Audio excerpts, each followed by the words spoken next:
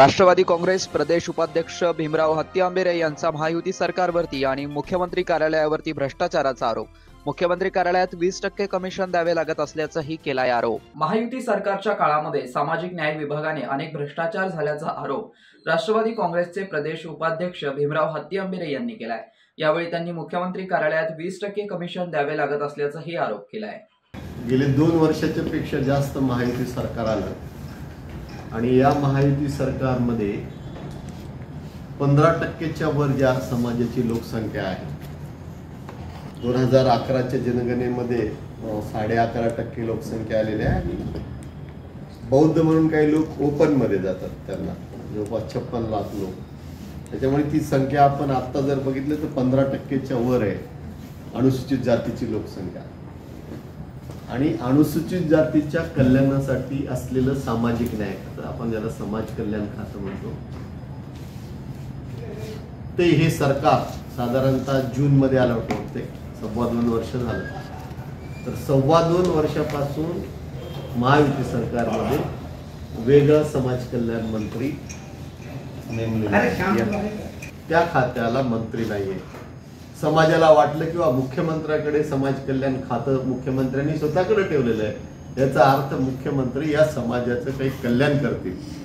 पण 2 वर्षामध्ये या मुख्यमंत्र्याची आणि समाज कल्याण खात्याची कारकीर्द बघितली तर फक्त भ्रष्टाचार आणि भ्रष्टाचार याच्याशिवाय काहीच नाही। सगळ्यात मोठा भ्रष्टाचार याच्यामध्ये भोजन ठेक्याचा भ्रष्टाचार आहे।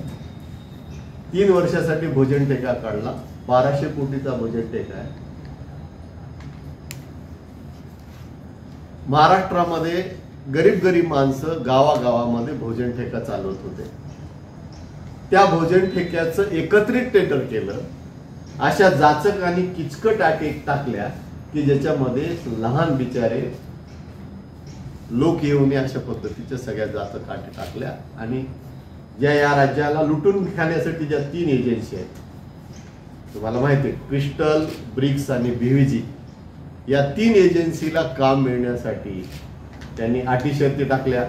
मग 50 कोटीचा टर्नओव्हर पाहिजे, 25 लाखाची EMD पाहिजे, 750 लेबर कामगार कार्यालयाकडे रजिस्टर पाहिजे। कुठल्या मागासवर्गीय माणसाकडे हे असणार आहे असं मुद्दामपणे ठरवून मुख्यमंत्र्यांनी आणि हे 1200 कोटीचं टेंडर दिलं, त्याच्यामध्ये 20% कमिशन घेतलं। आणि आपण सगळे जागरूक पत्रकार आहात। आजही या शहरामध्ये जवळपास माझ्या माहितीप्रमाणे 13 वसतिगृह आहेत। किल्ले आर्कला मोठा 1000चं वसतिगृह, तिथं जाऊन विचारा, भोजन ठेकेदार जुनाच आहे, पण ह्यांच्या नावावर प्रत्येक विद्यार्थ्यामागे 1000 रुपये ते गोळा करत आहेत। जेवणाचा दर्जा अत्यंत निकृष्ट आहे। विद्यार्थी ओरडतात, विद्यार्थ्याच्या ओरडला कोणी विचारत नाही। म्हणजे 20% कमिशन घेतलेलं एक कमिशन वसुलीची सुरुवात आहे। गावागावातले लोक होते, गरीब माणसं होते आणि गरीब माणसाची चांगलं जेवण देत होते, त्याची तक्रार झाली तर त्याचा ठेका बंद करत होते। पण आज तुम्ही कुठल्याही समाज कल्याण अधिकाऱ्याला विचारा, ह्या ठेकेदाराला नोटीस सुद्धा देण्याची हिंमत नाही। नोटीस दिली तर त्याची बदली होती। माझी तुम्हाला सगळ्याला विनंती आहे की तुम्ही एकदा समाज कल्याणच्या वसतिगृहाला भेट द्या आणि विद्यार्थ्याच्या समस्या बघा। हा सगळ्यात मोठा घोटाळा। त्याच्यानंतर 30 संस्था होत्या, ज्याच्यामध्ये तुम्ही म्हणाल की माझी पण आहे, त्याच्यात 30 संस्था होत्या। महाविकास आघाडी सरकारने, उद्धव ठाकरे साहेब, शरद पवार साहेब, या देशाचे नेते माननीय शरदचंद्रजी पवार साहेबांनी बैठक घेऊन चांगल्या काम करणाऱ्या संस्था निवडल्या आणि ज्या 2012 पासून काम करत होत्या त्या 30 संस्थांना 5 वर्षासाठी ठेका दिला होता, काम दिलं होतं प्रशिक्षण देण्याचं। राज्यभरात 30 संस्था काम करत होत्या। हे सरकार आलं आणि मुख्यमंत्र्यांनी आमच्या साताऱ्याच्या सेंटरच्या एका सेंटरचं संचालकाला बोलवलं, मुख्यमंत्र्यांच्या एका नातेवाईकांनी, आणि आम्हाला 21% मागितले। म्हणजे 20% मुख्यमंत्र्यांचे आणि 1% त्या माणसाचे। आणि तुमचे 300 कोटीचं टेंडर होतं 5 वर्षासाठी, 60 कोटी रुपये द्या। 30 संस्था चालक बिचारे मागासवर्गीय समाजातले गरीब असलेले 60 कोटी रुपये देऊ शकले नाही। 5 वर्षासाठी हरकळा म्हणून शासन निर्णय आणून द्या। 5 वर्षासाठी शासन निर्णय काढला होता. आपण सगळे जागरूक पत्रकार आहात. एखादा शासन निर्णय रद्दच करता येत नाही. का रद्द केला त्याची पार्श्वभूमी टाकावी लागते. पण या सरकारने तो शासन निर्णय 30 ऑक्टोबर 23 ला रद्द केला आणि त्याच्यामध्ये सांगितलं की आम्ही सर्व सारथी, महाज्योती, बार्टी या सगळ्या संस्थांचं समान धोरण राबवणार आहोत.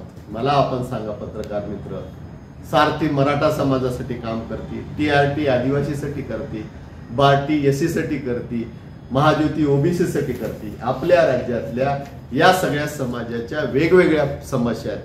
त्या सगळ्या समस्या एकत्रित करता येतील का?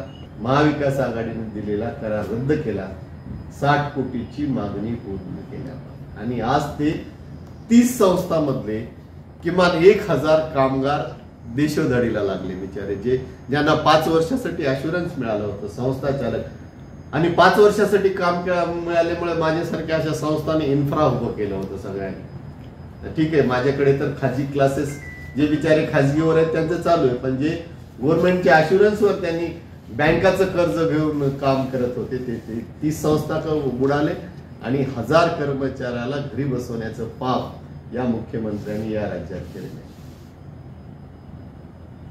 50 कोटीची पुस्तक खरेदी झाली. आपण वाचलं असेल, 100 रुपयाचं जे पुस्तक होतं ते 800 रुपयाला खरेदी केलं. 200 कोटीची फर्निचर खरेदी झाली आपल्या ह्या सगळ्या वसतिगृहासाठी. 1,500 रुपयाला मिळणारा टेबल 7,500 रुपयाला, 500 रुपयाला मिळणारी गादी 5,500 रुपयाला. म्हणजे शिंदे सरकारने त्यांनी राजश्री शाहू महाराजांच्या जयंतीला सुद्धा सोडलं नाही. कोल्हापूरला राजश्री शाहू महाराजांच्या जयंतीमध्ये 10-20 लाखाचंच काम केलं आणि 2 कोटी रुपयाचं बिल उचललं. त्याच्यामध्ये या राज्याचे माजी समाज कल्याण सचिव सुमंत भांगे यांच्या भाचीला काम. म्हणून समाज कल्याणमध्ये प्रचंड भ्रष्टाचार सुरू आहे. त्याहीपेक्षा या राज्याचं मुख्यमंत्री कार्यालय हा भ्रष्टाचाराचा अड्डा झालेला आहे. 20% कमिशन घेणारा मुख्यमंत्री हा कलंक आहे. या महाराष्ट्राने शरदचंद्र पवार साहेबांसारखे, यशवंतराव चव्हाण साहेबांसारखे, विलासराव देशमुख साहेबांसारखे, मनोहर जोशी साहेबांसारखे मुख्यमंत्री बघितले की कुठल्याही मुख्यमंत्र्यावर अशा पद्धतीचे डायरेक्ट भ्रष्टाचाराचे आरोप होत नव्हते. पण आज मुख्यमंत्री कार्यालयामधले असलेली माणसं तुमची कोणाची, तुम्ही जाऊन बघा आज मुंबईला वर्षावर फाईल गेली की तुम्हाला फोन येतो. समजा आता बहादुरीची एक कामाची फाईल आहे तर ते नंबर असतोच माणसाचा लेटर पॅडवरून. तेच घेतल्याशिवाय मुख्यमंत्र्याच्या कार्यालयातनं कुठलंही काम होत नाही. म्हणून आमच्या सगळी जी आंबेडकरी जनता, आज तुम्ही सगळ्यांनी त्यांना क्रॉस क्वेश्चन केले बिचारे आमच्या इथल्या लोकांना, त्यांना मिळाले. मला त्याच्याबद्दल आनंद आहे, मला अजिबात दुःख नाही. म्हणजे 15-20 कोटी रुपयाच्या फाईल मंजूर करून पूर्ण आंबेडकरी जनतेच्या वतीने सत्कार करून घ्यायची गरज पडते मुख्यमंत्र्याला. मी काल हिंगोलीच्या सभेत बोललो की ग्रामीण भागामध्ये म्हण आहे की दोघांपैकी एकाने लाजलं पाहिजे. आमचे बिचारे गरीब माणसं आहेत, त्यांना 1-1 कोटीची फाईल मंजूर झाली, कार्यकर्त्यांनी सत्कार केला. पण मुख्यमंत्र्याला लाज वाटायला पाहिजे की गेल्या 2.5 वर्षामध्ये आपण या समाजाचं प्रचंड नुकसान करून घेतो तरी सत्कार करून घेतो. निर्लज्ज आणि नीच मुख्यमंत्री आहे भारत. अशा अनेक घटना आहेत. मी तुम्हाला लागलं तर माझ्याकडले सगळे डॉक्युमेंट देतो या उपर. आणि हे सगळे अनेक ठिकाणी अनेक पटलावर छापून आले, इलेक्ट्रॉनिक मीडियामध्ये आले, वर्तमानपत्र मीडियामध्ये आले. तर आता मागासवर्गीय समाजाला, आंबेडकरी समाजाला, प्रामुख्याने मराठवाड्यातल्या माझ्या समाजाला, जे समाज भरकटलेला आहे, जे समाज विविध विचाराकडे गेलेला आहे, या सगळ्या समाजाने एकत्रित येऊन हे सगळं महायुतीचं सरकार, जे समाज कल्याण मंत्री देऊ शकलं नाही, समाज कल्याण खात्यामध्ये मला वाटलं अनेकदा किंवा सुमन भांगेच्या बद्दल वर्तमानपत्रांमध्ये लाईन पानं छापून आले. एका सचिवाचं 200 कोटीचं हॉटेल अंदमान निकोबार, राजगुरू सगळं छापून आलं. राजगुरुनगरमध्ये, जुन्नर राजगुरुनगरमध्ये 100 एकर जमीन, 200 म्हशीचा गोटा.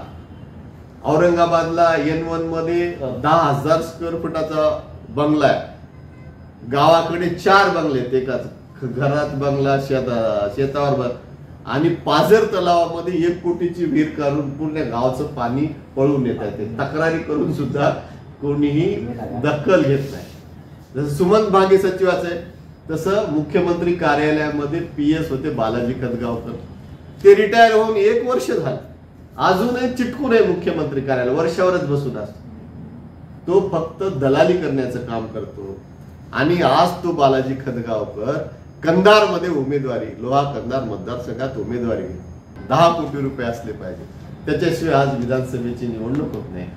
नगरपालिकेचा CO दर्जाचा अधिकारी आज लोहा कंधार विधानसभा निवडणुकीची तयारी करतो, म्हणजे त्याने मुख्यमंत्री कार्यालयात राहून किती भ्रष्टाचार केला असेल तुम्ही हे तपासा. म्हणून मला आपल्याला विनंती आहे की आपण सगळ्यांनी मी सांगितलेल्या गोष्टी आपण पण तपासा आणि समाज कल्याण खात्याच्या गरिबासाठीचा पैसा ते 23,500 कोटीचा अलोकेशन बजेटचा आहे. 8-10 हजार कोटीच्या वर खर्च होत नाही. मागासवर्गीयाचा सगळा पैसा इतरत्र वळवला जातो. मुख्यमंत्री नोव्हेंबरमध्ये तीर्थदर्शनासाठी जाणारच आहेत, त्यांनी व्यवस्था केली, लोकांना घेऊन जाणार. मुख्यमंत्री तीर्थदर्शन योजना, मुख्यमंत्री तीर्थदर्शन योजनेला भीमराव हत्यांबेरे किंवा राष्ट्रवादी पार्टीचा विरोध नाहीये, पण तीर्थदर्शन हे कुठल्या विभागामार्फत व्हायला पाहिजे. सरकारकडे पर्यटन महामंडळ आहे, त्याला काही काम नाही, बंद पडायला आले. पर्यटन मंत्रालय, पर्यटन महामंडळ, पर्यटन मंत्रालयाकडे हे मुख्यमंत्री तीर्थदर्शन योजनेचं काम न देता समाज कल्याण खात्यावर ते काम केलंय आणि समाज कल्याणच्या निधीतून मुख्यमंत्री तीर्थदर्शन योजनेला पैसा जात आहे. आणि पुण्याला बसणार आयुक्त आणि जिल्ह्याचे सहाय्यक आयुक्त आता काय ते एजंट, टुरिस्ट एजंट, केसरी टूर्स चालवायला समाज कल्याण खातं. म्हणजे आता सगळ्याकडे त्या आधीच 50% म्हणजे या समाज कल्याण विभागामध्ये 50% अधिकाऱ्याच्या जागा आहेत, तर त्या अधिकाऱ्याला स्वतःचं काम सोडून हे मुख्यमंत्री तीर्थदर्शन योजनेचे फॉर्म भरून घेण्याचं काम आहे. वारकरी महामंडळ झालं पाहिजे, वारकऱ्याला मदत मिळाली पाहिजे, या मताचा मी भीमराव हत्यांबेरे माझी सगळी पार्टी आहे. पण वारकरी महामंडळाला पैसा जनरल बजेट मधून गेला पाहिजे, वारकरी महामंडळाला पैसा समाज कल्याणच्या निधीतून गेला नाही. अशा अनेक गोष्टी आहेत की हे सरकार मागासवर्गीयाच्या कल्याणासाठी म्हणजे एकदम निरर्थक ठरलेलं आहे. म्हणजे काहीही काम करत नाही मागासवर्गीयासाठी.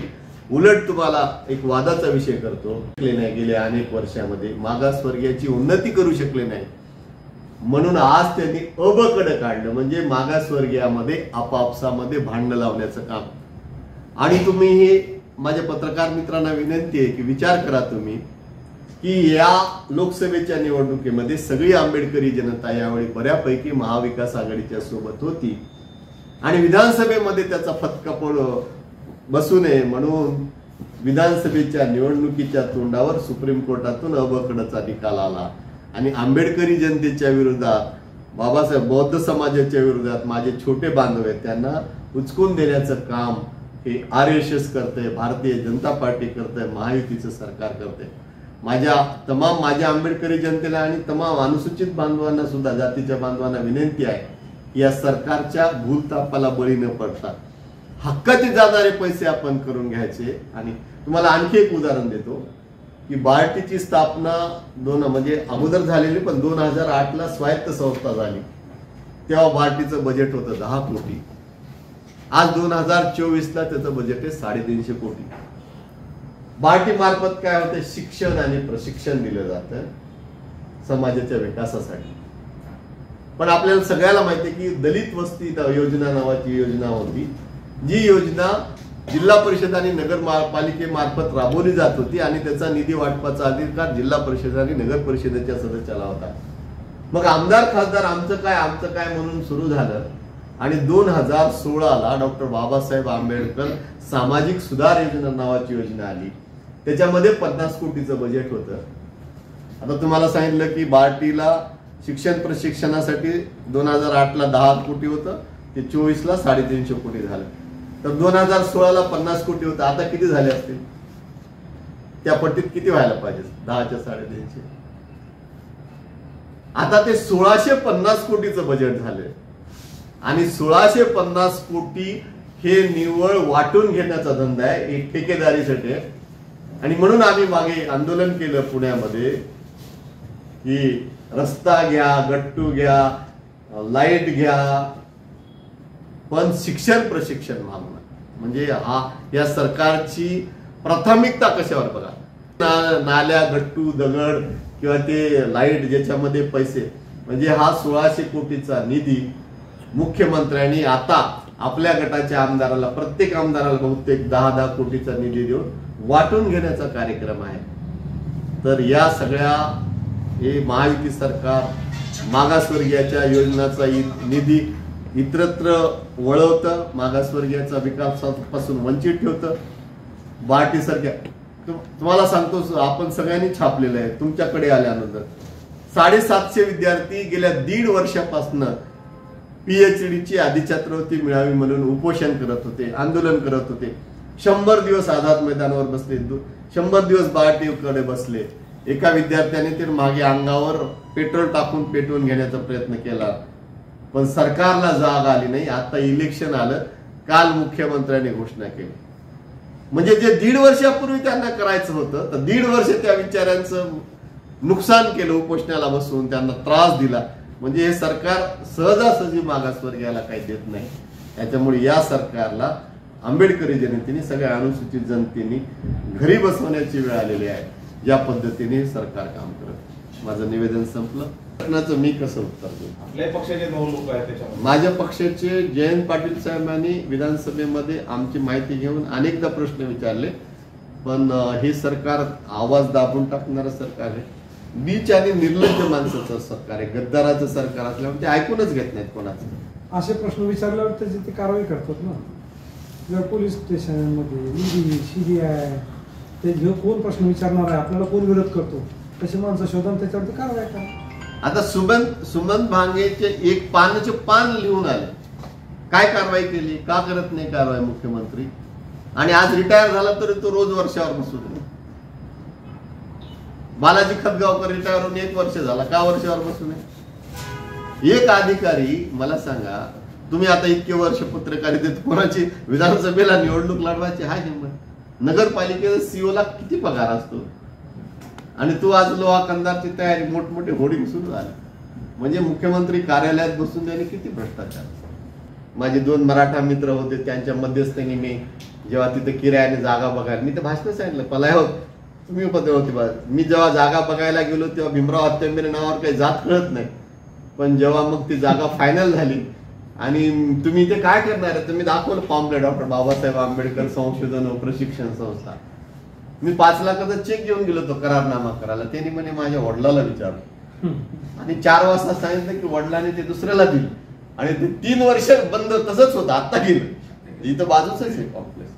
म्हणजे माझ्यासारख्या माणसं, मी तर आपण सगळे पाहता, मी सगळ्या जाती धर्मात राहणारा माणूस आहे. मला अजून दर्जा किंवा मला किरायाने जर जागा मिळत नसेल तर माझ्या समाजाचे काय हाल आहे? त्याच्यामुळे क्रिमिनल हा मुद्दा अनुसूचित जाती आणि जमातीसाठी लागू शकत नाही. आणि मला कदाचित कंटेम्प्ट झाला तर झाला, तुमचं चालू असेल तर.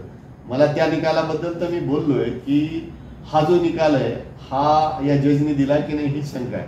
हा नागपूरहून लिहिलं, त्यांनी फक्त वाचून दाखवलं असं दिसतं. आणि RSSचं काम आहे जाती जाती भांडणं लावणे, तोडफोड करणे, कारण ते सरळ सरळ कधी सत्तेत येत नाही जाते. आता तुम्ही बघितलं तर लोकसभेमध्ये OBC मराठा वाद केला, आता त्याच्यामध्ये ते यशस्वी नाही झाले. आता विधानसभेमध्ये हिंदू मुस्लिम वाद करू लागले. काही कारण नसताना तिकडे मस्जिदीवर हल्ला केला किंवा आदरणीय पैगंबरांविषयी शब्द दिले. त्याच्यात मुख्यमंत्री लगेच त्या महाराजाची बाजू घेतली. महाराजाच्या कोणत्या विरोधात नाही, पण महाराजाला आपण आदर्श मानतो. महाराजांनी चांगलेच बोलायला पाहिजे, महाराजांनी शिकवून द्यायला पाहिजे.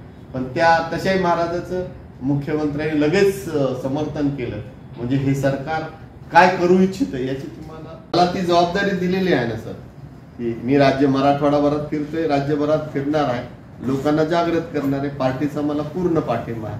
मला प्रदेशाध्यक्षांनी हे सगळं तुम्ही सगळं आणा, आम्ही तुमच्या सोबत आहे, समाजाला समजून सांगा, ही माझ्यावर जबाबदारी दिली आहे आणि ती मी बऱ्यापैकी पार पाडण्याचा प्रयत्न करत. काय ऍक्शन प्लॅन काय आहे तुमच्याकडे?